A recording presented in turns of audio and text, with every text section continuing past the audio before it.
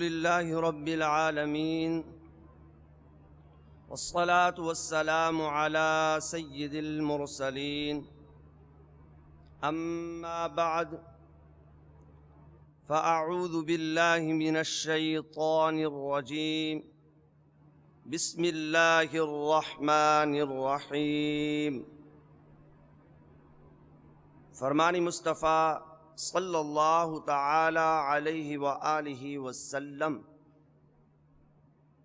نیت المؤمن خیر من عملہ، یعنی مسلمان کی نیت اس کے عمل سے بہتر ہے۔ میٹھے میٹھے اسلامی بھائیوں، اچھی نیت نہ ہو تو عمل کا ثواب نہیں ملتا۔ اس لیے میں نیت کرتا ہوں کہ حصول ثواب کے لیے اللہ و رسول عز و جل و صلی اللہ تعالی علیہ وآلہ وسلم کی اطاعت کرتے ہوئے تلاوت کروں گا انشاءاللہ عز و جل۔ آپ سبھی تلاوت قرآن کریم کی تعظیم کی نیت سے جب تک ہو سکے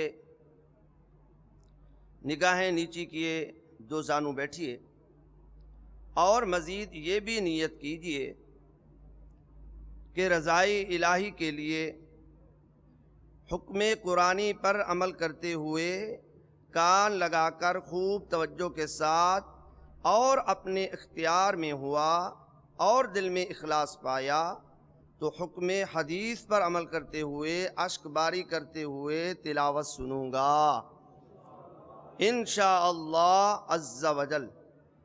صلو علی الحبیب صلی اللہ تعالی علی محمد صلی اللہ تعالی علیہ وآلہ وسلم۔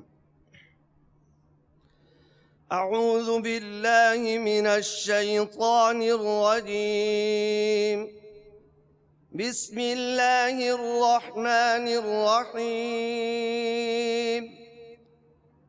تبارک الذی بیدہ الملک وہو علی کل شیء قدیر،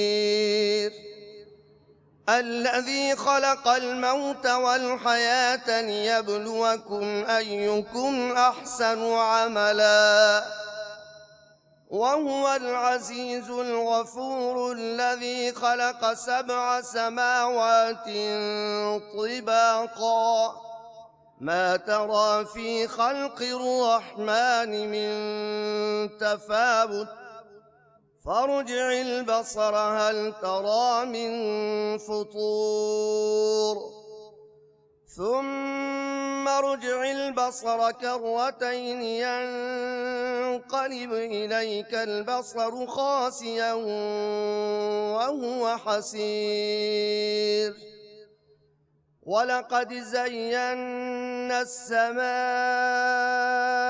الدنيا بمصابيح وجعلناها رجوما للشياطين وأعتدنا لهم عذاب السعير، وللذين كفروا بربهم عذاب جهنم وبئس المصير، إذا ألقوا فيها سمعوا لها شهيقا وهي تفور تكاد تميز من الغيظ، كلما ألقي فيها فوج سألهم خزنتها ألم يأتكم نذير، قالوا بلى قد جاءنا نذير فكذبنا وقلنا ما نزل الله من شيء إن أنتم إلا في ضلال كبير، وقالوا لو كنا نسمع أو نعقل ما كنا في أصحاب السعير، فاعترفوا بذنبهم فسحقا لأصحاب السعير إن الذين يخشون ربهم بالغيب لهم مغفرة وأجر كبير وأسروا قولكم أو اجهروا به إنه عليم بذات الصدور ألا يعلم من خلق وهو اللطيف الخبير هو الذي جعل لكم الأرض ذلولا فامشوا في مناكبها وكلوا من رزقه وإليه النشور أأمنتم من في السماء أن يخسف بكم الأرض فإذا هي تمور أم أمنتم من في السماء أن يرسل عليكم حاصبا فستعلمون كيف نذير ولقد كذب الذين من قبلهم فكيف كان نكير أولم يروا إلى الطير فوقهم صافات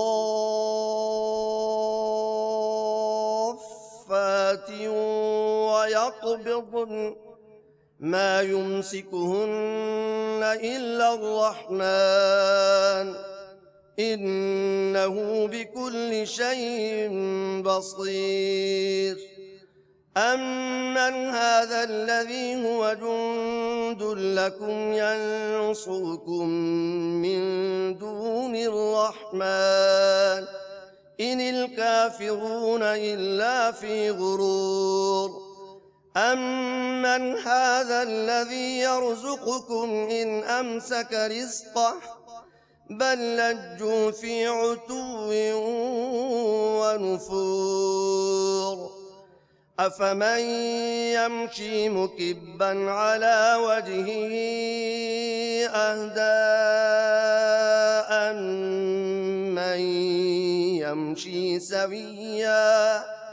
أمن يمشي سويا على صراط مستقيم قل هو الذي أنشأكم وجعل لكم السمع والأبصار والأفئدة قليلا ما تشكرون قل هو الذي ذرأكم في الأرض وإليه تحشرون ويقولون متى هذا الوعد إن كنتم صادقين قل إنما العلم عند الله وإنما أنا نذير مبين فلما رأوه زلفة سيئت وجوه الذين كفروا وقيل هذا الذي كنتم به تدعون قل أرأيتم إن أهلكني الله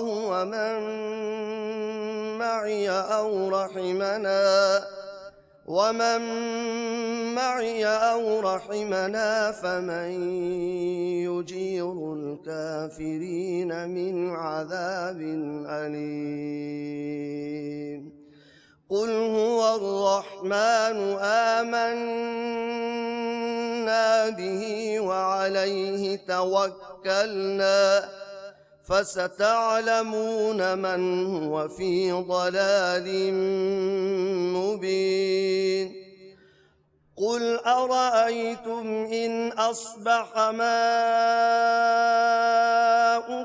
غورا فمن يأتيكم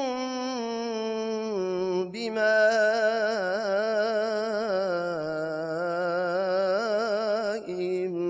معين الله رب العالمين صدق الله العظيم. الحمد لله رب العالمين والصلاة والسلام على سيد المرسلين. أما بعد فأعوذ بالله من الشيطان الرجيم. بسم الله الرحمن الرحيم.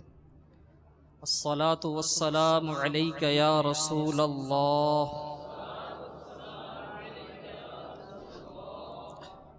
وعلى آلك وأصحابك يا حبيب الله.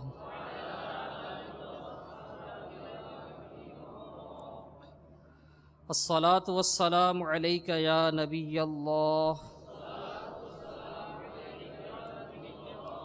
وعلى آلك وأصحابك يا نور الله.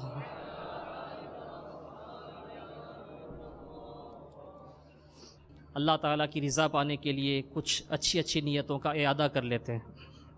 نیت کیجئے کہ انشاءاللہ عز و جل اول تا آخر پوری توجہ کے ساتھ بیان سنیں گے. کوئی بھی ایسا فعل، کوئی بھی ایسا عمل نہیں کریں گے جس سے اپنی یا دوسروں کی توجہ تقسیم ہو، جیسے دوران بیان آپس میں بات چیت کرنا، کسی کو اشارہ کرنا، ادھورا بیان سن کر چل دینا. اسی طرح اگر آپ کے پاس موبائل ہے تو اس کو بہتر تو یہ ہے کہ آپ بند کر لیں تاکہ آپ کی توجہ بھی تقسیم نہ ہو، کسی اور کی بھی نہ ہو. مدنی چینل کے ناظرین بھی نیتیں بھی کرتے جائیں اور ساتھ ساتھ ہو سکے تو توجہ کے لیے جو ایک لازمی امور ہیں اختیار فرمائیں. گھروں میں جو مدنی چینل کے ناظرین ہیں، دیگر جگہوں پر ہیں، تو وہ بھی توجہ کے ساتھ بیان سننے کی نیت بھی کریں. ساتھ ساتھ کوشش کریں کہ کوئی ایسا سلسلہ نہ ہو، کوئی ایسا کام نہ ہو جس سے اپنی یا دوسروں کی توجہ تقسیم ہو. یہ نیت بھی کریں کہ انشاءاللہ عز و جل علم دین حاصل کریں گے. جو سنیں گے کوشش کر کے اس پر عمل بھی کریں گے اور نیکی کی دعوت عام کرنے کی نیت سے انشاءاللہ عز و جل دوسروں تک بھی پہنچائیں گے. دوران بیان حسب موقع، یعنی اللہ تبارک و تعالیٰ کا نام نامی سن کر عز و جل یا جل جلالہ، اسی طرح صلی اللہ تعالیٰ علیہ وآلہ وسلم، نبی پاک صلی اللہ تعالیٰ علیہ وسلم کا نام نامی سن کر، یوں ہی رضی اللہ تعالیٰ عنہ کسی صحابی کا ذکر خیر ہوا تو اس طرح حسب موقع انشاءاللہ عز و جل یہ بھی کہتے رہیں گے. صلو علی الحبیب کہا گیا تو تعظیم مصطفیٰ صلی اللہ تعالیٰ علیہ وسلم کی نیت سے بلند آواز سے درود پاک پڑھیں گے. آئندہ کے لیے جو نیت کریں گے انشاءاللہ عز و جل دل میں ارادہ ہوگا اور زبان سے کہیں گے انشاءاللہ عز و جل. صلو علی الحبیب صلی اللہ تعالی علی محمد وعلی آلہ وصحبہ وسلم. حضرت سیدنا مالک بن دینار علیہ رحمۃ اللہ الغفار، آپ ایک بار بصرہ کی کسی گلی سے گزر رہے تھے. آپ نے ملاحظہ فرمایا کہ بادشاہ کی ایک کنیز، وہ بھی اس کا گزر بھی وہیں سے ہوا. اس کی یعنی بڑی شان و شوکت کے ساتھ اس کا گزر تھا. وہ سواری پر سوار تھی اور اس کے ساتھ اس کے خدام بھی تھے. بادشاہ کی کنیز کے ساتھ اس کے خدام تھے. اب تو خیر یہ سلسلہ نہیں ہے غلاموں اور کنیزوں کا، لیکن پہلے یہ ہوا کرتا تھا. تو کنیز اس شان سے گزر رہی تھی کہ سواری پر سوار تھی اور اس کے ساتھ اس کے خادم تھے. آپ رحمۃ اللہ تعالی علیہ نے جب اس کی طرف دیکھا تو اس کی جو یہ ظاہری شان و شوکت تھی، آب و تاب، یہ دیکھ کر آپ نے اسے ارشاد فرمایا کہ اے کنیز، کیا تجھے تیرا آقا یعنی تیرا مالک تجھے بیچے گا؟ اس کنیز نے جب یہ بات سنی تو یہ سن کر سر تا پا آپ کو دیکھا، سر کے بالوں سے پاؤں تک آپ کو بغور دیکھا آپ رحمۃ اللہ تعالی علیہ کا لباس پرانا تھا لیکن خوش شکل تھے، باوقار تھے۔ اللہ تبارک و تعالیٰ کے نیک بندوں کا ایک اپنا وقار ہوتا ہے۔ اس کنیز نے اپنے خدام کو سواری روکنے کا حکم دیا کہ سواری روکو۔ جب سواری رک گئی تو وہ کنیز سیدنا مالک بن دینار علیہ رحمۃ اللہ الغفار کی طرف رخ کر کے کہنے لگی، عرض کرنے لگی، اے شیخ ذرا اپنی بات دہرائیے، آپ نے کیا کہا؟ آپ رحمۃ اللہ تعالی علیہ نے ارشاد فرمایا کہ میں تجھ سے پوچھتا ہوں کہ کیا تمہارا مالک تمہیں بیچے گا؟ کنیز بولی کہ آپ پر افسوس ہے، اگر میرا مالک مجھے بیچے تب بھی کیا آپ جیسا شخص، یعنی آپ کی ظاہری کیفیت کو دیکھ کر اس نے یہ کہا، تو کیا آپ جیسا شخص مجھے خرید سکتا ہے؟ پھر وہ خدام جو اس کے خادمین تھے انہوں نے سیدنا مالک بن دینار رحمۃ اللہ تعالی علیہ کو گھیرا۔ آپ رحمۃ اللہ تعالی علیہ ارشاد فرمانے لگے کہ میرا راستہ چھوڑ دو، میں تمہارے ساتھ چلتا ہوں۔ چنانچہ آپ رحمۃ اللہ تعالی علیہ اس کنیز کے قافلے کے ساتھ بادشاہ کے محل تک پہنچ گئے۔ محل کے دربان اس کنیز کو آتا دیکھ کر کھڑے ہو گئے اور اسے سواری سے اتارا اور وہ محل میں چلی گئی۔ مالک بن دینار علیہ رحمۃ اللہ الغفار دروازے پر کھڑے رہے۔ جب کنیز اپنے آقا یعنی بادشاہ کے پاس پہنچی تو اس سے کہنے لگی، اے میرے آقا، راستے میں مجھے ایک تنگ دست اور فقیر شخص، بوڑھا شخص ملا۔ اس کا بوسیدہ لباس تھا۔ اس نے جب میری شان و شوکت کو دیکھا، میرے خدام کو دیکھا تو حیران رہ گیا اور مجھ سے کہنے لگا کہ کیا تیرا مالک تجھے بیچے گا؟ کنیز کا آقا یہ بات سن کر، یعنی بادشاہ یہ بات سن کر ہنس دیا، پوچھنے لگا کہ وہ بوڑھا کہاں ہے؟ کنیز نے جواب دیا کہ وہ ہمارے ساتھ آیا ہے اور باہر ہے دروازے پر۔ بادشاہ نے بلوا لیا کہ اسے میرے پاس لے کر آؤ۔ جب سیدنا مالک بن دینار علیہ رحمۃ اللہ الغفار اس بادشاہ کی نشست گاہ کے دروازے پر پہنچے، یعنی جہاں بادشاہ کا تخت تھا، جب اس کمرے تک پہنچے اس سے باہر، تو آپ نے ملاحظہ فرمایا کہ وہ کمرہ انواع و اقسام کے قالینوں اور تکیوں سے آراستہ ہے۔ غالیچے بچھے ہوئے ہیں، قالین بچھے ہوئے ہیں، بڑا عالی شان قسم کا کمرہ ہے اور بڑے عمدہ قسم کے دروازے دیواروں پر ہیں، تکیے ہیں۔ سیدنا مالک بن دینار رحمۃ اللہ تعالی علیہ رک گئے اور ادھر ادھر دیکھنے لگے، اس جو کمرے کی زیبائش تھی اس کو دیکھنے لگے۔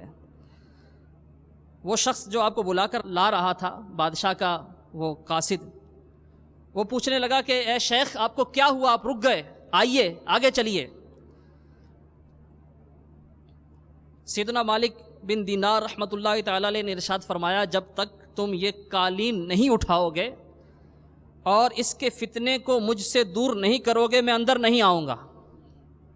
اللہ عز و جل نے محل کے مالک کے دل میں، بادشاہ کے دل میں آپ رحمۃ اللہ تعالی علیہ کا ایسا روب ڈال دیا، ایسی ہیبت ڈال دی کہ اس نے اسی وقت قالین اور تکیے اٹھانے کا حکم دیا، یہاں تک کہ ننگا فرش نظر آنے لگا۔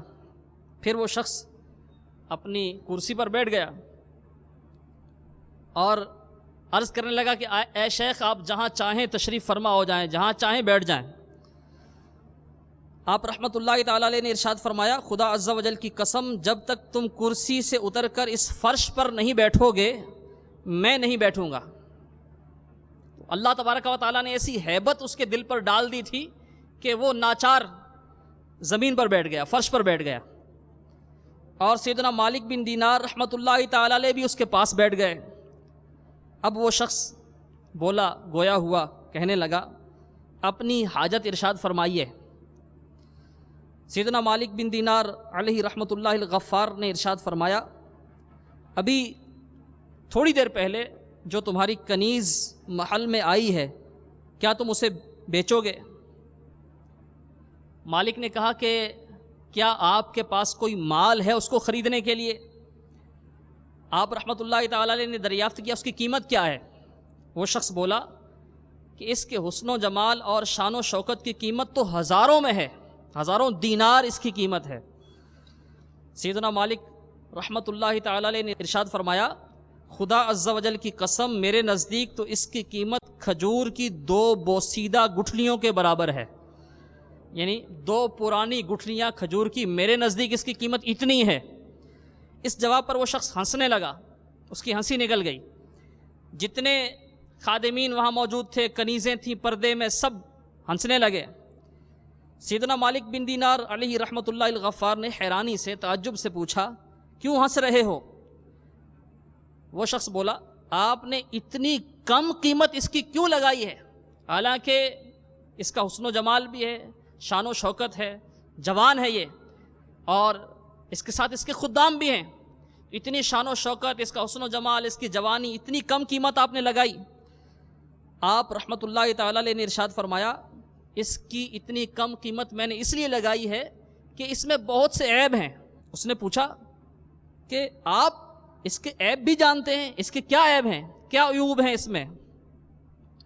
آپ رحمۃ اللہ تعالی علیہ نے ارشاد فرمایا میں اس کے اتنے عیوب، اتنے عیب جانتا ہوں جتنے تم نہیں جانتے۔ وہ بولا مجھے بھی ارشاد فرمائیے، بتائیے اس میں کیا کیا عیب ہیں۔ آپ رحمۃ اللہ تعالی علیہ نے اس کے عیوب گنوانا شروع کیے۔ ارشاد فرمایا اگر یہ عطر نہ لگائے، خوشبو نہ لگائے تو اس کے کپڑوں سے بدبو آنے لگے، یہاں تک کہ کوئی اس کے قریب بھی نہ بیٹھ سکے۔ اگر مسواک نہ کرے تو اس کے منہ سے بو آنے لگے، اگر غسل نہ کرے تو میلی کچیلی ہو جائے، اگر بالوں میں کنگھی نہ کرے تو اس کے بالوں میں جوئیں پڑ جائیں، یہ پراگندہ سر ہو جائے، کوئی دیکھنا گوارا نہ کرے۔ کچھ عمر گزرنے کے بعد جب اس کی یہ جوانی ڈھل جائے گی، یہ بوڑھی ہو جائے گی، اس کے چہرے پر جھریاں پڑ جائیں گی، اس کا یہ حسن ختم ہو جائے گا، اسے نزلہ بھی ہوتا ہے، بخار بھی آتا ہے، تھوک، بلغم، حیض اور پیشاب و پاخانہ اس سے بھی اس کا واسطہ پڑتا ہے۔ اس کے علاوہ بھی بہت سی مصیبتوں اور آفتوں کا یہ شکار ہے۔ تجھ سے صرف اس لیے محبت کرتی ہے کہ یہ تجھ سے نفع اٹھائے اور تو اس سے نفع اٹھائے، یہ تیری وفادار نہیں، نہ ہی تجھ سے وعدہ محبت میں سچی ہے۔ آج تو اس کا مالک ہے تو یہ تیرے ساتھ ہے، تیرے بعد جو اس کا مالک بنے گا یہ اس کے ساتھ بھی ویسی ہی ہوگی۔ مگر میں ایک ایسی کنیز کو جانتا ہوں جو ان تمام عیبوں سے پاک ہے، اسے کافور کے خمیر سے پیدا کیا گیا ہے۔ اس کا لعاب، یعنی یہ تو اگر مسواک نہ کرے، اپنے منہ کی صفائی نہ کرے تو اس کے منہ میں، اس کے اپنے دہن میں بدبو پیدا ہو جائے، لیکن وہ کنیز ایسی ہے کہ اگر اس کا لعاب کھارے پانی میں ڈالا جائے تو وہ پانی میٹھا ہو جائے،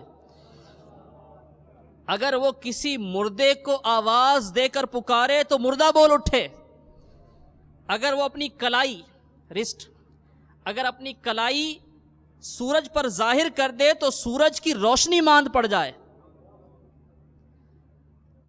اگر اپنے لباس اور زیورات کا رخ آسمان کی طرف کر دے تو سب چیزیں اس کے ان چیزوں کے نور سے روشن ہو جائیں، اس کی زلفوں کی خوشبو زمین پر پھیل جائے تو زمین اور اس کی تمام اشیاء معطر ہو جائیں، ہر چیز میں مہک پیدا ہو جائے۔ وہ معطر ہے، حسین ہے، نازنین ہے، ان گنت خوبیوں سے آراستہ ہے، وہ مشک اور زعفران کے باغات میں پروان چڑھی ہے، یعنی اس میں پلی بڑی ہے، تسنیم کے چشمے سے سیراب ہوئی ہے، وہ کبھی شکستہ دل نہ ہوگی، اس کی رونق کبھی ختم نہیں ہوگی، نہ ہی اس کا عہد ٹوٹے گا، نہ اس کی محبت تبدیل ہوگی، نہ ہی کبھی اس کا بدن کمزور ہوگا۔ جب آپ رحمت اللہ تعالی علیہ نے یہ ارشاد فرمایا، ایک منفرد انداز میں نیکی کی دعوت پیش کی، تو وہ شخص بڑا حیران ہوا۔ اب آپ رحمت اللہ تعالی علیہ نے جب دیکھا کہ اس گفتگو کے بعد یہ متاثر ہوا ہے، یعنی اس کا دل چوٹ کھا گیا ہے، تو آپ رحمت اللہ تعالی علیہ نے ارشاد فرمایا، اے دھوکے میں مبتلا ہونے والے شخص، تو ہی بتا کہ یہ والی کنیز یہ زیادہ اہم ہے یا وہ کنیز زیادہ اہم ہے جس کے اوصاف میں نے بیان کیے۔ وہ بولا خدا عز و جل کی قسم وہی کنیز عمدہ ہے جس کے اوصاف آپ نے بیان فرمائے ہیں، اللہ تبارک و تعالیٰ آپ پر رحم فرمائے، اس کی قیمت کیا ہے؟ سبحان اللہ عز و جل۔ سنیے سیدنا مالک بن دینار رحمۃ اللہ تعالیٰ علیہ جنتی حور کی کیا قیمت ارشاد فرما رہے ہیں، یعنی جو اوصاف آپ نے بیان فرمائے یہ جنتی حور کے ہیں، تو جنتی حور کی قیمت آپ نے بیان فرمائی۔ ارشاد فرمایا تھوڑی سی کوشش، یعنی اس کی قیمت کیا ہے؟ تھوڑی سی کوشش، کیا تھوڑی سی کوشش ہے اس کی قیمت، اور وہ کوشش کیا ہے؟ ارشاد فرمایا رات کے کسی حصے میں بیدار ہو کر اخلاص کے ساتھ اپنے رب عز و جل کے لیے 2 رکعت نفل نماز ادا کر لیا کرو۔ دوسری بات ارشاد فرمائی، ارشاد فرمایا جب تمہارے سامنے کھانا آئے تو بھوکے کو یاد کر کے اللہ تعالیٰ کی رضا کے لیے اسے اپنی خواہش پر ترجیح دے دیا کرو، یعنی جب کھانا آئے تو کسی بھوکے کو یاد کرو اور اس کی خواہش کو اپنی خواہش پر ترجیح دو، یعنی ایثار کرو، اور راستے سے گزرتے ہوئے پتھر اور کانٹے ہٹا دیا کرو، اپنی زبان سے اچھی گفتگو اور اللہ تعالیٰ کا ذکر کیا کرو، اور زندگی کے ایام میں قلیل غذا یعنی کم کھانے پر قناعت کرو، اور دار غفلت یعنی دنیا سے اپنی توجہ ہٹا لو، اور دنیا میں عزم مصمم کے ساتھ قناعت پسند زندگی گزارو، قیامت کے دن بے خوف ہو کر آؤ اور ہمیشہ ہمیشہ کے لیے اللہ تعالیٰ کے مہمان بن جاؤ۔ آپ کی یہ نیکی کی دعوت اس نے اس شخص کے دل پر بہت زیادہ اثر کیا، اس نے اپنی کنیز کو پکارا، جب اس نے پکارا تو اس نے لبیک کہا، اس نے پوچھا کہ کیا تو نے یہ باتیں سنی؟ کنیز نے کہا کہ جی ہاں۔ اس نے پوچھا کیا یہ سچے ہیں یا جھوٹے؟ جواب دیا خدا عز و جل کی قسم یہ بالکل سچے ہیں۔ یہ جواب سن کر وہ آقا کہنے لگا، وہ مالک کہنے لگا تو پھر اللہ تعالیٰ کے لیے تو آزاد ہے اور میری فلاں فلاں جائیداد تم پر صدقہ ہے، میرا یہ تمام گھر تمام ساز و سامان کے ساتھ فقراء اور مساکین پر صدقہ ہے۔ پھر اس نے ہاتھ بڑھا کر دروازے کا پردہ اتارا اور اس سے اپنے ستر کو چھپا لیا، اپنا قیمتی لباس اتار دیا، شاہی لباس اتار دیا۔ جب کنیز نے یہ دیکھا تو کہنے لگی میرے آقا تیرے بعد میری کوئی زندگی نہیں۔ اس نے بھی شان و شوکت کو ترک کر دیا اور اپنے آقا کے ساتھ ہی جانے کی درخواست کی۔ سیدنا مالک بن دینار رحمۃ اللہ تعالی علیہ نے انہیں اس انقلاب پر مبارکباد دی، ان کے لیے دعا فرمائی اور وہ اپنے راستے پر چل دیے، یعنی انہوں نے فقر کو اختیار کیا، اللہ تعالیٰ کی عبادت میں مصروف ہو گئے، دونوں مرتے دم تک اسی طرح اللہ تعالیٰ کی عبادت میں مشغول رہے۔ اللہ تبارک و تعالیٰ کی ان پر رحمت ہو اور ان کے صدقے ہماری بے حساب بخشش ہو۔ صلو علی الحبیب صلی اللہ تعالی علی محمد وعلی آلہ وصحبہ وسلم۔ میٹھے میٹھے اسلامی بھائیوں اور مدنی چینل کے ناظرین، آپ نے اس منفرد اور ایمان افروز حکایت میں سماعت فرمایا کہ سیدنا مالک بن دینار علیہ رحمۃ اللہ الغفار نے کتنے اچھوتے انداز میں اس بادشاہ کو بلکہ اس کی کنیز کو بھی اس کے خدام کو بھی نیکی کی دعوت پیش فرمائی، اور آپ کی نیکی کی دعوت کا اثر کیا ہوا کہ وہ بادشاہ بھی اس کی کنیز بھی انہوں نے یہ شان و شوکت کی زندگی کو ترک کیا اور اللہ تعالیٰ کی عبادت میں مصروف ہو گئے، تائب ہو گئے۔ آپ نے کتنے پیارے انداز میں اس دنیا کی جو رنگینیاں ہیں، دنیا کی جو لذتیں ہیں، ان کا نقشہ کھینچا، یعنی ایک حسین عورت، لوگ اس سے یعنی دنیا میں اگر محبت کرتے ہیں تو کیوں کرتے ہیں؟ اس کے حسن و جمال کی وجہ سے کرتے ہیں، لیکن آپ رحمت اللہ تعالی علیہ نے اس کے عیب اس انداز سے گنوائے اور اس کے مقابل جنتی حور کے اوصاف اس انداز سے بیان فرمائے، خود بخود وہ آقا، وہ مالک جو اس سے پہلے اس کی محبت میں گرفتار تھا، چند ہی لمحوں میں اس کے دل کی دنیا بدل گئی۔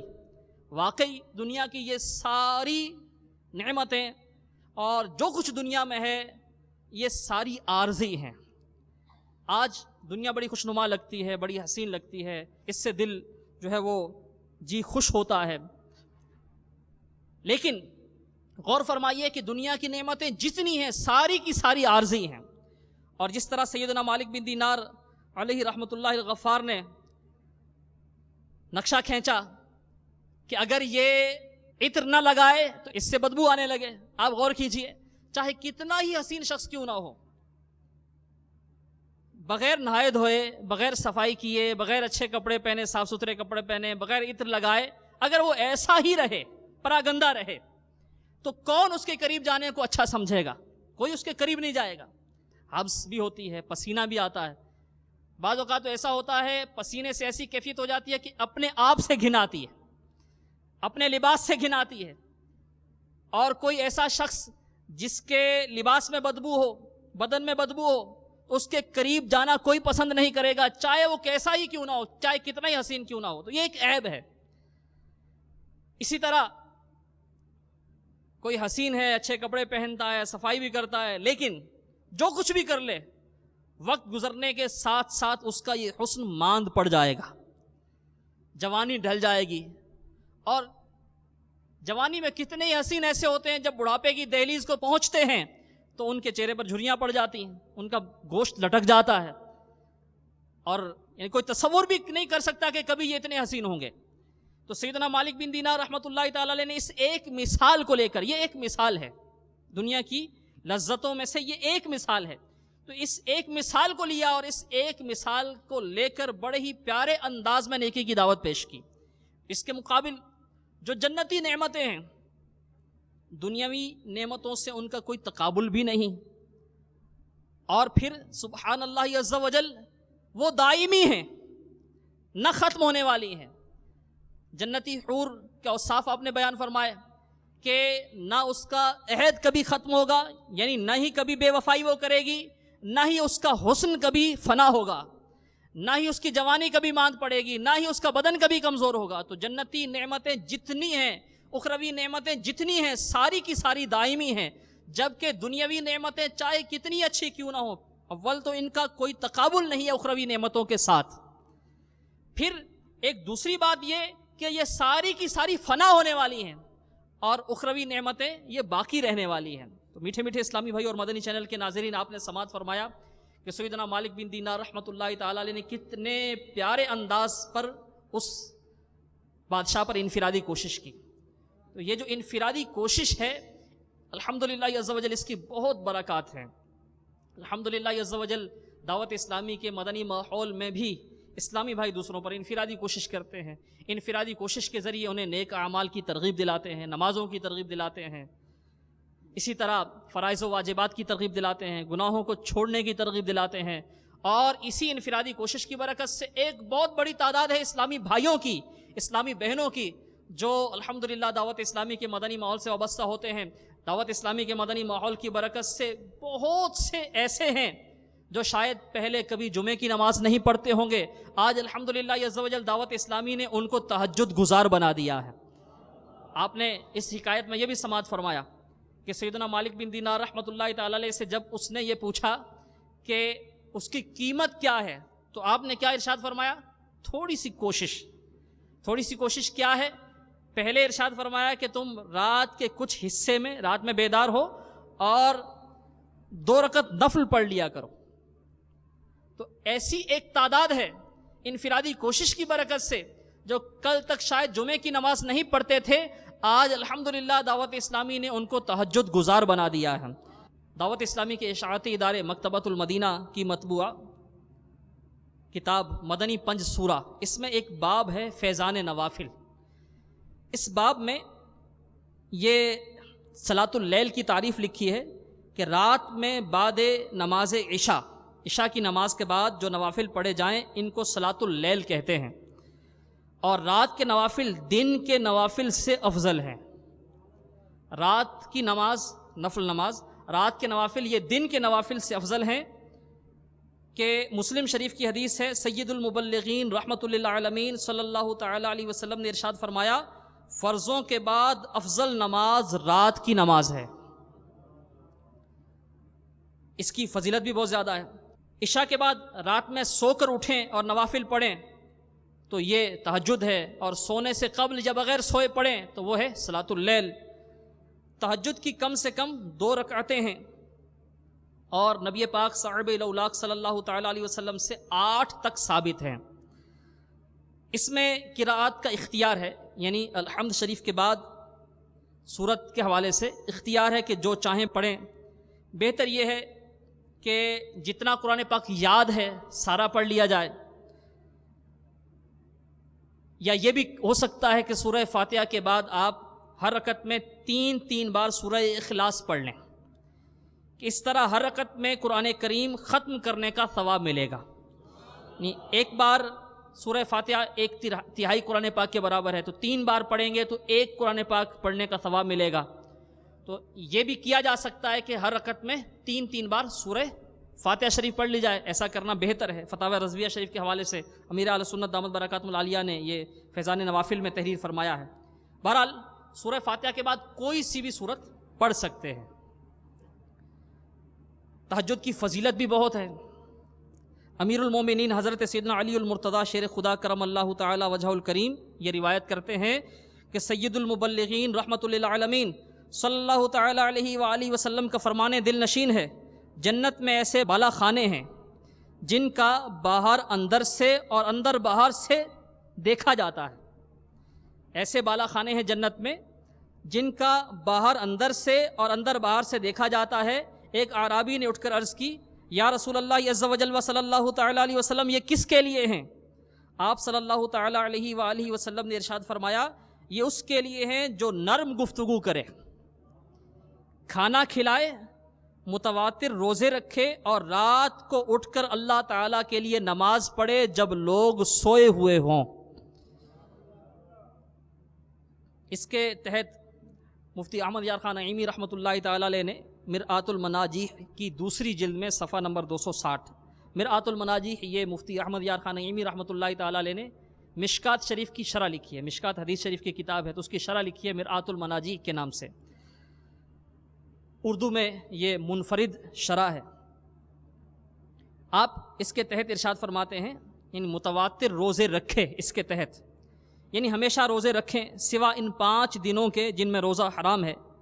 سال میں 5 دن ایسے ہیں جن میں روزہ حرام میں نہیں رکھا جاتا، یعنی شوال کی یکم کو عید الفطر ہوتی ہے، یکم شوال کو ذی الحج کی 10ویں 11ویں 12ویں اور 13ویں، یہ 4 ایام یہ ہوئے، اور ایک یکم شوال المکرم یعنی عید الاضحیٰ کے 3 ایام، اور ایک 13 ذی الحج، یہ 4 ہو گئے، اور ایک عید الفطر کا دن۔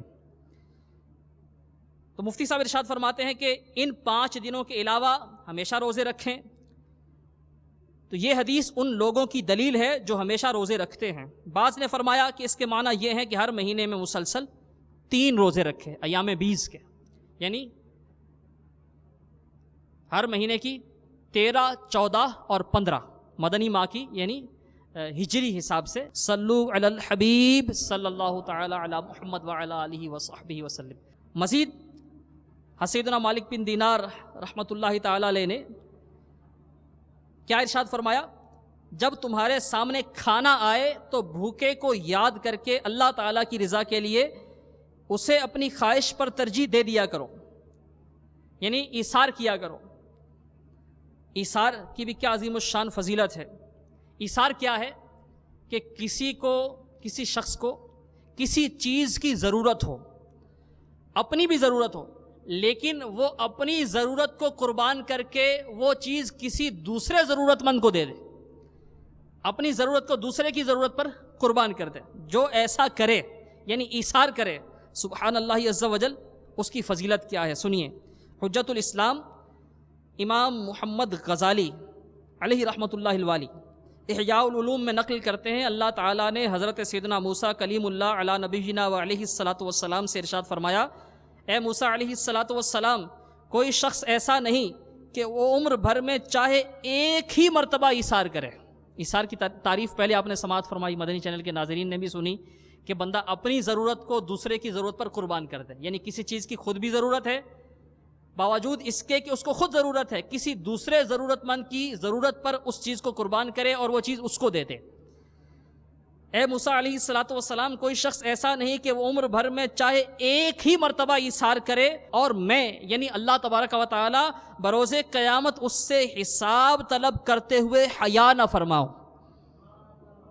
یعنی اگر کوئی ایک بار بھی ایثار کرتا ہے تو اللہ تبارک و تعالی ارشاد فرماتا ہے کہ بروز قیامت میں اس سے حساب طلب کرتے ہوئے حیا فرماؤں گا. اس کا مقام جنت ہے، وہ جہاں بھی چاہے رہے. سبحان اللہ. جس نے زندگی میں ایک بار بھی ایثار کیا اللہ تبارک و تعالیٰ کی رضا کے لیے، سبحان اللہ عز و جل، اس کا مقام جنت ہے جہاں بھی چاہے رہے. سبحان اللہ. میٹھے میٹھے اسلامی بھائیوں، ایثار کی فضیلت آپ نے سماعت فرمائی، اس کی بھی نیت کریں. بالخصوص کھانے میں ایثار، جس کی سیدنا مالک بن دینار رحمۃ اللہ تعالی علیہ نے ترغیب ارشاد فرمائی. جنتی حور کی قیمت ارشاد فرمائی کہ جب تم کھانا کھانے لگو تو کسی بھوکے کو یاد کر کے اپنی خواہش پر اس کی خواہش کو ترجیح دو. تو کھانے میں ایثار یہ ہے تو بالکل آسان، لیکن نفس پر بھاری ہے. ہمیں بھی بھوک لگی ہے، دوسروں کو بھی بھوک لگی ہے، دسترخوان پر اکٹھے بیٹھے ہیں، تو نفس اگرچہ پتہ ہوتا ہے کہ کھانا وافر ہے، لیکن پھر بھی نفس کو چین نہیں آتا اور کوشش ہوتی ہے کہ اچھے سے اچھا کھانا جلدی سے میں اچک لوں، کہیں کوئی دوسرا نہ لے جائے. شادی بیاہ کی دعوتوں پر اس کے مناظر بہت ہوتے ہیں، جہاں وہ بوفا سسٹم ہوتا ہے، کھانا چن دیا جاتا ہے، لوگ خود سے وہ پلیٹوں وغیرہ میں ڈالتے ہیں، رکابیوں میں ڈالتے ہیں، اور پھر الگ سے کہیں کھڑے ہو کر کھانے کا سلسلہ بھی ہوتا ہے، بعض اوقات کرسیوں وغیرہ پر یہ سلسلہ ہوتا ہے کھانے کا.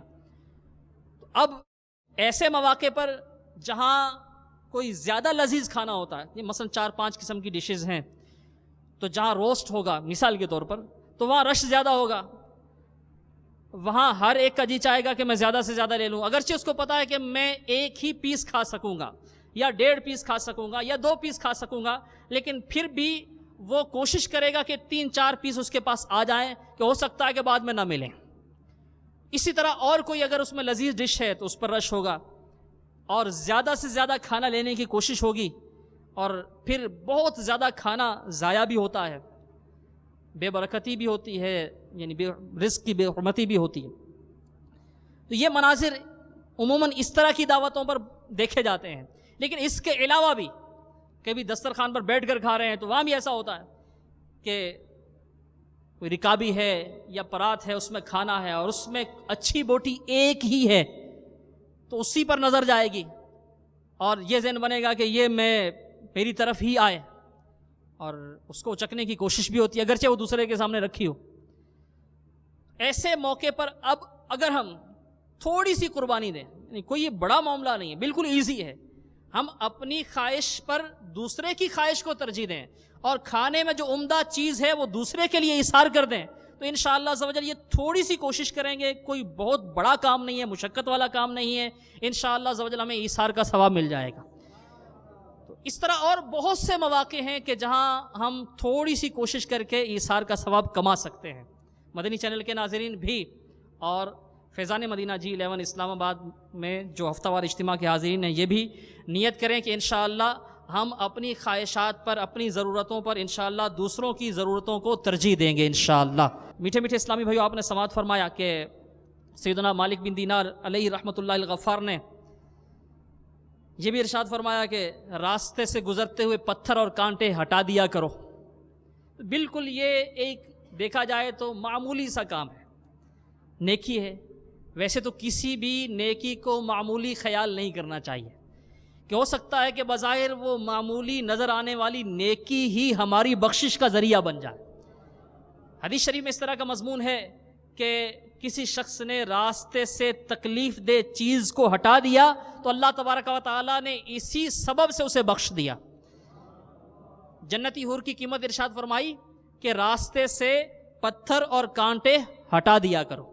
تو کاش ایسا ہو جائے، ثواب کی حرص ہمیں بھی نصیب ہو جائے، ہم ان مواقع سے بھی فائدہ اٹھائیں، ان کو ضائع نہ کریں، اور جہاں بھی ایسا موقع ملے تکلیف دہ چیز کو راستے سے ہٹا کر مسلمانوں کے لیے کشادگی پیدا کر کے ہم ثواب کماتے رہیں. تو اس کی بھی نیت کر لیں کہ انشاءاللہ عز و جل ہم کسی بھی نیکی کو نہیں چھوڑیں گے انشاءاللہ عز و جل، اور موقع ملا تو راستے سے تکلیف دہ چیزوں کو بھی ہٹا دیں گے.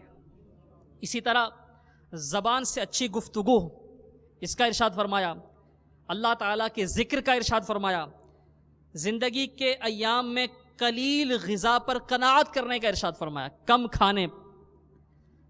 یہ کم کھانا دعوت اسلامی کے مدنی ماحول میں اصطلاحاً اس کو کہا جاتا ہے بھوک سے کم کھانے کو پیٹ کا قفل مدینہ.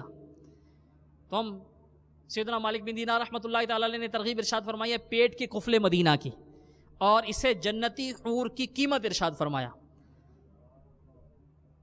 حدیث شریف میں ہے کہ مفہوم ہے حدیث شریف کا، نبی پاک صاحب الاولاق صلی اللہ تعالیٰ علیہ وسلم نے ارشاد فرمایا کہ شیطان انسان کے بدن میں خون کے ساتھ گردش کرتا ہے. خون کے ساتھ شیطان گردش کرتا ہے، اور شیطان پھر وہ ظاہر اپنا کام بھی کرتا ہے، وساوس بھی پیدا کرتا ہے، گناہوں کی طرف لے کر جاتا ہے. تو بزرگان دین رحمہم اللہ ارشاد فرماتے ہیں کہ بھوک کے ذریعے شیطان کے لیے راستہ تنگ کر دو. یعنی کم کھائیں گے تو خون کی گردش کم ہوگی، رگیں سکڑیں گی، تو شیطان کا بھاؤ بھی آزادی سے نہیں ہوگا. شیطان کے لیے راستہ تنگ کرو بھوک کے ذریعے. کم کھانا یہ سلامتی کے 3 اصولوں میں سے ایک اصول ہے. ایک اصول ہے کم کھانا، ایک ہے کم سونا، اور ایک ہے کم بولنا. تقلیل کلام کم بولنا، تقلیل منام کم سونا، اور تقلیل طعام یعنی کم کھانا. تو کم کھانا کھانے پر قناعت، اس کی ترغیب آپ نے ارشاد فرمائی. قناعت یہ اس کا الٹ ہے حرص. حرص عام معنوں میں آپ سمجھ لیجئے لالچ. یہ فطری طور پر ہر انسان کے اندر حرص کا مادہ ہوتا ہے. انسان یعنی لالچی ہے، اور جو بھی رغبت والی چیز ہے اس کی طرف یہ بڑھتا ہے، کوشش کرتا ہے اس کو حاصل کرنے کی. حرص کے نام سے مکتبۃ المدینہ کی پیشکش ہے. اس میں الحمدللہ عز و جل جو ایک فطری طور پر حرص ہے، جن جن معاملات میں جن جن چیزوں کے حوالے سے حرص ہوتی ہے، حرص کیسی حرص مذموم ہے جس کی مذمت کی جائے گی، اور نیکیوں کی حرص تو محمود ہے، اس کی تو ظاہر ہے مذمت نہیں ہوگی. مومن نیکیوں کا حریص ہوتا ہے. تو مذموم حرص کون سی ہے، محمود حرص کون سی ہے، الحمدللہ اس کتاب میں بڑی تفصیل کے ساتھ بیان کیا گیا ہے حرص. تو مدنی چینل کے ناظرین بھی، یہاں فیضان مدینہ اسلام آباد میں ہفتہ وار اجتماع کے حاضرین، یہ بھی حرص یہ کتاب حاصل فرمائیں، اس کا مطالعہ کریں. اس میں الحمدللہ عز و جل بڑے پیارے انداز میں ترغیب دلائی گئی ہے دنیا کی حرص سے نجات کی. قناعت انشاءاللہ حاصل ہوگی یہ کتاب پڑھنے سے. تو یہ کتاب آپ پڑھیں، اس کا مطالعہ کریں، انشاءاللہ قناعت بھی حاصل ہوگی، حرص سے جان چھوٹے گی. تو دنیا سے توجہ ہٹانے کی ترغیب ارشاد فرمائی. دار غفلت ارشاد فرمایا اس کو. دار غفلت یعنی دنیا سے اپنی توجہ ہٹا لو. یہ سیدنا مالک بن دینار رحمۃ اللہ تعالی علیہ نے ارشاد فرمایا جنتی حور کی قیمت. اب دنیا سے توجہ ہٹانا ہے تو بہت مشکل، لیکن اللہ تبارک و تعالیٰ کرم کرے تو اس کے کرم سے سبحان اللہ عز و جل قناعت نصیب ہوگی. آخرت کا ذہن بنے گا، آخرت کی تیاری کا ذہن بنے گا. جو زیادہ رغبت ہوتی ہے نا دنیا میں، وہ کمانے کی ہوتی ہے، اور کمانے کے ذریعے پھر دنیاوی ساز و سامان خریدنے کی حرص ہوتی ہے.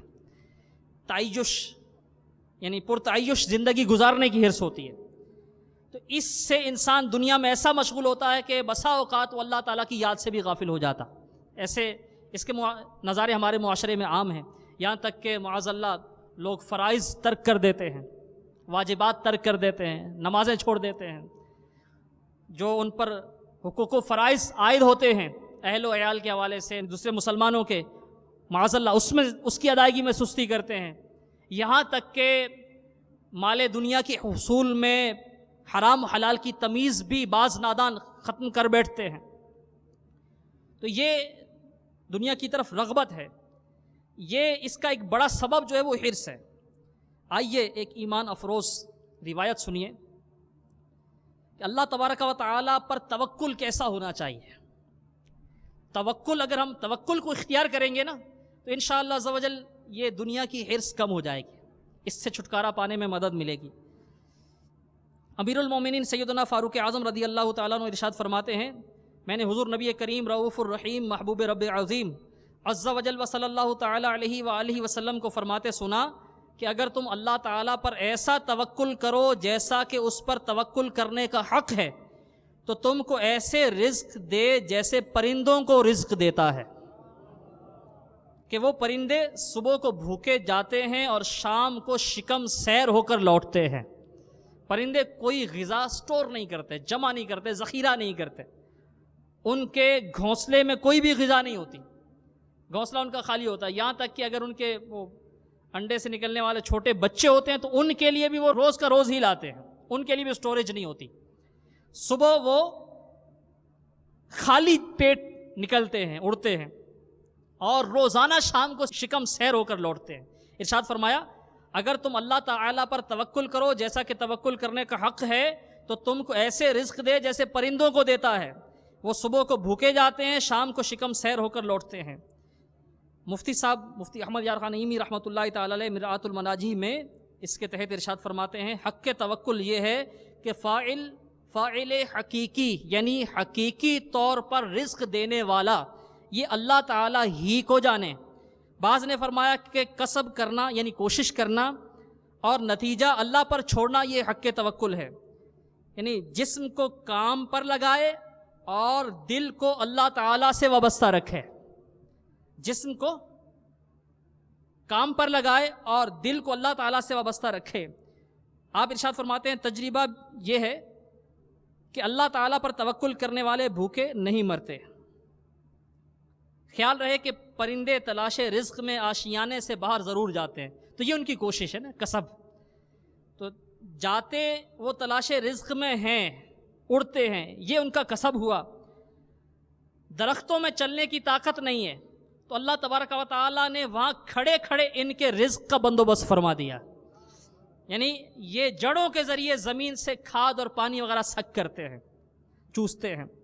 ایک بہت پیاری مثال مفتی صاحب نے ارشاد فرمائی، کوے کا بچہ انڈے سے نکلتا ہے تو سفید ہوتا ہے، کوے کا رنگ کالا ہوتا ہے، لیکن جب اس کا بچہ انڈے سے نکلتا ہے تو سفید رنگ کا ہوتا ہے، تو اس کے ماں باپ اس سے ڈر کر بھاگ جاتے ہیں کہ یہ کیا ہے، تو اللہ تبارک و تعالیٰ اس بچے کے منہ پر بھونگے یعنی ایک قسم کے چھوٹے چھوٹے کیڑے جمع کر دیتا ہے، یہ بچہ انہیں کھا کر بڑا ہو جاتا ہے، جب اس کے وہ بال وغیرہ اگ جاتے ہیں، اس کا رنگ کالا ہو جاتا ہے، تب ماں باپ اس کے واپس آتے ہیں، یعنی اس وقت بھی جب اس کے ماں باپ اس کو چھوڑ کر چلے جاتے ہیں تو اللہ تبارک و تعالیٰ نے اس کے لیے اس وقت بھی رزق کا بندوبست فرما دیا، اس کے منہ پر وہ کیڑے جمع ہو جاتے ہیں اور وہ ان کو کھا لیتا ہے۔ توکل یہ ہے کہ بندہ کوشش تو کرے لیکن اپنی کوشش پر اعتماد نہ کرے، اسباب پر اعتماد نہ کرے، اسباب پر اعتماد ترک کرے، اعتماد اپنے رزاق یعنی اللہ تبارک و تعالیٰ پر رکھے اور کوشش کرے، یہ ہے توکل۔ بہرحال میٹھے میٹھے اسلامی بھائیوں، سیدنا مالک بن دینار رحمۃ اللہ تعالی علیہ نے جنتی حور کی قیمت ارشاد فرمائی، آپ نے سماعت فرمایا اور آپ نے ان کا انداز دیکھا، چھوتے انداز میں، کتنے پیارے انداز میں آپ نے نیکی کی دعوت پیش فرمائی۔ اللہ تبارک و تعالی ہمیں بھی ان کا صدقہ نصیب فرمائے۔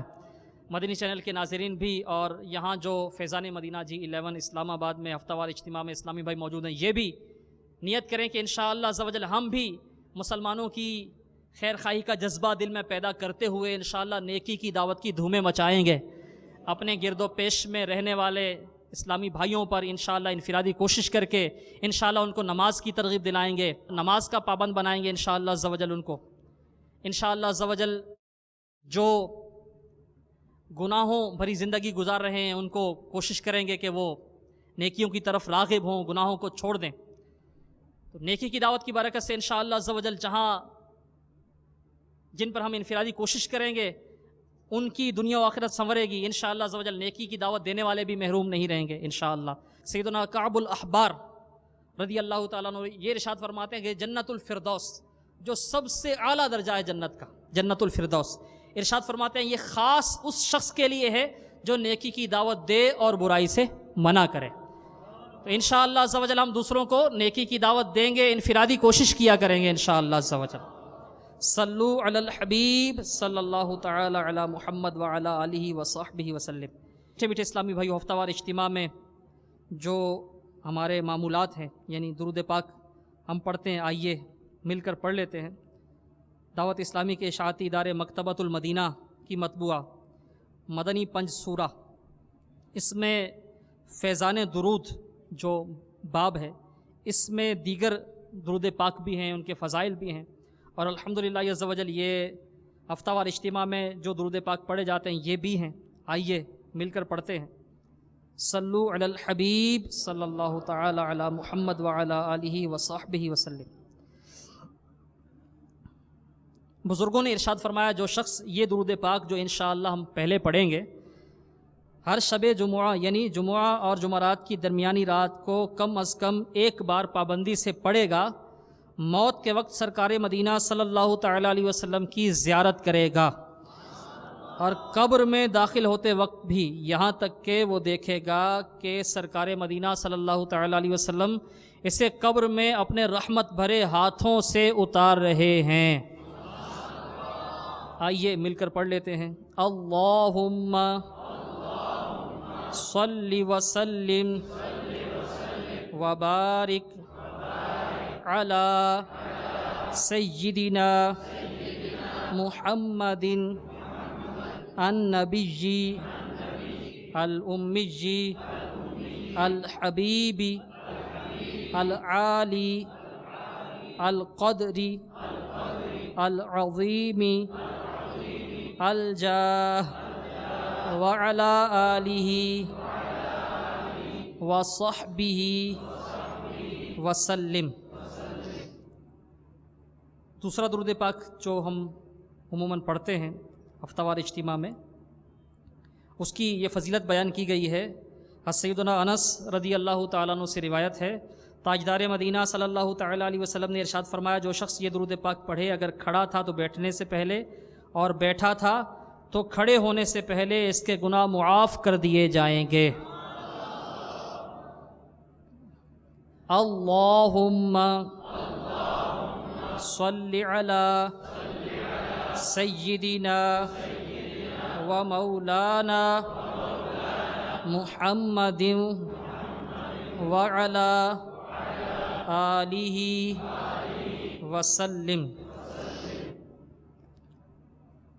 جو شخص یہ درود پاک جو بھی انشاءاللہ ہم پڑھیں گے پڑھتا ہے تو اس پر رحمت کے 70 دروازے کھول دیے جاتے ہیں۔ صلی اللہ علی محمد۔ حضرت سیدنا ابن عباس رضی اللہ تعالی عنہما سے روایت ہے، سرکار مدینہ صلی اللہ تعالی علیہ وسلم نے ارشاد فرمایا اس درود پاک کو پڑھنے والے کے لیے 70 فرشتے 1000 دن تک نیکیاں لکھتے ہیں۔ جزا اللہ عنا محمدا ما ہوا اہلہ۔ حضرت شیخ احمد سعوی علیہ رحمۃ اللہ الہادی بعض بزرگوں سے نقل کرتے ہیں اس درود شریف کو ایک بار پڑھنے سے 6 لاکھ درود شریف پڑھنے کا ثواب حاصل ہوتا ہے۔ اللہم صلی علی سیدنا محمد عدد ما فی علم اللہ صلاۃ دائمۃ بدوام ملک اللہ۔ ایک دن ایک شخص آیا تو حضور انور صلی اللہ تعالی علیہ وآلہ وسلم نے اسے اپنے اور سیدنا صدیق اکبر رضی اللہ تعالیٰ عنہ کے درمیان میں بٹھا لیا۔ اس سے صحابہ کرام رضی اللہ تعالی عنہم کو تعجب ہوا کہ یہ کون ذی مرتبہ ہے۔ جب وہ چلا گیا تو سرکار صلی اللہ تعالی علیہ وآلہ وسلم نے ارشاد فرمایا جب یہ مجھ پر درود پاک پڑھتا ہے تو یوں پڑھتا ہے، اللہم صلی علی محمد کما تحب وترضى لہ۔ صلو علی الحبیب صلی اللہ تعالی علی محمد وعلی آلہ وصحبہ وسلم۔ صلاة والسلام علیک یا رسول اللہ، الصلاة والسلام علیک یا حبیب اللہ،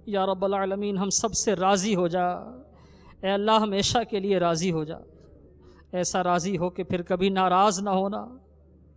اے ہمارے پیارے پیارے اللہ عز و جل ہمارے ایمان کی حفاظت فرما، اے اللہ ہمارے ایمان کی حفاظت فرما یا رب العالمین جل جلالہ۔ تیرا کرم ہے کہ تو نے ہمیں مسلمان پیدا کیا ہے، ہم مسلمان ہیں، تیرا کرم ہے اے اللہ۔ اے اللہ کہیں ایسا نہ ہو کہ یہ دولت ایمان ہم سے چھن جائے۔ اے اللہ شیطان لعین مومن کے ایمان کے در پہ رہتا ہے، ساری زندگی کوشش کرتا ہے کہ اس کا ایمان زائل ہو جائے، اور موت کے وقت تو ہم نے سنا ہے کہ پورا زور لگاتا ہے۔ شیاطین ماں باپ کے روپ میں آ کر، اے اللہ دوستو احباب کے روپ میں آ کر بہکاتے ہیں یا رب العالمین۔ ہم کمزور ہیں، ناتواں ہیں، معمولی نزلہ بخار آ جائے تو حواس قائم نہیں رہتے، نزا کی شدید ترین تکالیف میں اے اللہ ہم شیطان کے مکر کا کیسے سامنا کر سکیں گے؟ اے اللہ ہم تجھ سے دعا مانگتے ہیں کہ موت کے وقت سکرات کے عالم میں ہمارے سرحانے اے اللہ ہمارے قریب شیاطین نہ آئیں، بلکہ ہمارے سرحانے رحمت للعالمین صلی اللہ علیہ وسلم کرم فرما دیں یا رب العالمین۔ پیارے محبوب صلی اللہ علیہ وسلم کے جلووں میں ہمیں موت آئے یا رب العالمین، زبان پر کلمہ طیبہ جاری ہو، لا الہ الا اللہ محمد الرسول اللہ صلی اللہ تعالی علیہ وسلم پڑھتے ہوئے ہمارا دم نکلے۔ اے اللہ زیر گنبد خضرا جلوہ محبوب صلی اللہ علیہ وسلم میں شہادت کی موت عطا فرما دے، جنت البقیع میں مدفن دے دے، جنت الفردوس میں پیارے محبوب صلی اللہ علیہ وسلم کا پڑوس عطا کر دے۔ ہماری ضرورتیں تیری جناب سے پوری ہوتی رہیں اے ہمارے پیارے پیارے اللہ عز و جل۔ بجا مقدمہ بازیوں سے خلاصی عطا فرما، بے اولادوں کو اولاد نرینہ بخیر و عافیت بغیر آپریشن کے عطا فرما۔ اے اللہ اولاد والوں کی اولاد کو نیک بنا دے، ہمیں ایسی اولاد دے جو دنیا میں ہمارے لیے آنکھوں کی ٹھنڈک بنے، آخرت میں بخشش کا ذریعہ اور وسیلہ بنے۔ اے ہمارے پیارے پیارے اللہ عز و جل مدینے کی ٹھنڈی ہواؤں کا واسطہ ہماری جائز دعائیں قبول فرما۔ اے اللہ دعوت اسلامی کو کل عالم میں ترقیاں عطا فرما یا رب العالمین جل جلالہ۔ عالم اسلام کی خیر فرما، سارے مسلمانوں کی خیر فرما، اسلامی ممالک کی حفاظت فرما، ملک پاکستان کو اے اللہ ترقیاں عطا فرما، ہر طرح کی اے اللہ بد امنی سے، تخریب کاری سے، دہشت گردی سے ہمارے ملک کو محفوظ فرما۔ اے ہمارے پیارے پیارے اللہ عز و جل ہمیں سنتوں کی خدمت کا جذبہ عطا کر دے، مدنی قافلوں کا مسافر بنا دے، روزانہ فکر مدینہ کے ذریعے مدنی انعامات کا رسالہ پر کرنے اور ہر ماہ اپنے ذمہ دار کو جمع کروانے والا بنا دے۔ اللہ کرم ایسا کرے تجھ پہ جہاں میں، اے دعوت اسلامی تیری دھوم مچی ہو۔ کہتے رہتے ہیں دعا کے واسطے بندے تیرے، کر دے پوری آرزو ہر بے کس و مجبور کی۔ ان اللہ وملائکتہ یصلون علی النبی یا ایہا الذین آمنوا صلوا علیہ وسلموا تسلیما۔ صلی اللہ تعالی علی النبی الامی وآلہ صلی اللہ علیہ وسلم، صلاۃ و سلاما علیک یا سیدی یا رسول اللہ۔ سبحان ربک رب العزۃ عما یصفون وسلام علی المرسلین والحمد للہ رب العالمین۔ لا الہ الا اللہ محمد الرسول اللہ صلی اللہ تعالی علیہ وسلم۔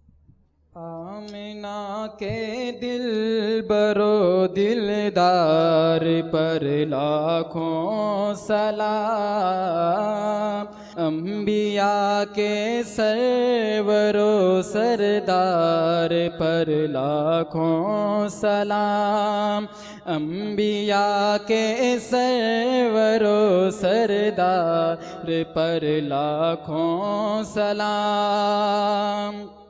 یا خدا جتنے بھی دیوانے یہاں موجود ہیں، یا خدا جتنے بھی دیوانے یہاں موجود ہیں، کاش سب آ کر پڑے دربار پر لاکھوں سلام، کاش سب آ کر پڑے دربار پر لاکھوں سلام۔ آمنہ کے دل برو دلدار پر لاکھوں سلام، انبیاء کے سرور و سردار پر لاکھوں سلام، میٹھے مرشد نے بقیع پاک میں پایا مزار، میٹھے مرشد نے بقیع پاک میں پایا مزار، سارے بھیجو مرشد عطار پر لاکھوں سلام، سارے بھیجو مرشد عطار پر لاکھوں سلام، آمنہ کے دل برو دلدار پر لاکھوں سلام، انبیاء کے سرور و سردار پر لاکھوں سلام۔ مجلس کے اختتام کی دعا پڑھ لیجیے۔ الصلاۃ والسلام علیک یا رسول اللہ وعلی آلک واصحابک یا حبیب اللہ، سبحانک اللہم وبحمدک لا الہ الا انت استغفرک واتوب الیک، سبحانک اللہم وبحمدک لا الہ الا انت استغفرک واتوب الیک، سبحانک اللہم وبحمدک لا الہ الا انت استغفرک واتوب الیک۔ الصلاۃ والسلام علیک یا نبی اللہ وعلی آلک واصحابک یا نور اللہ۔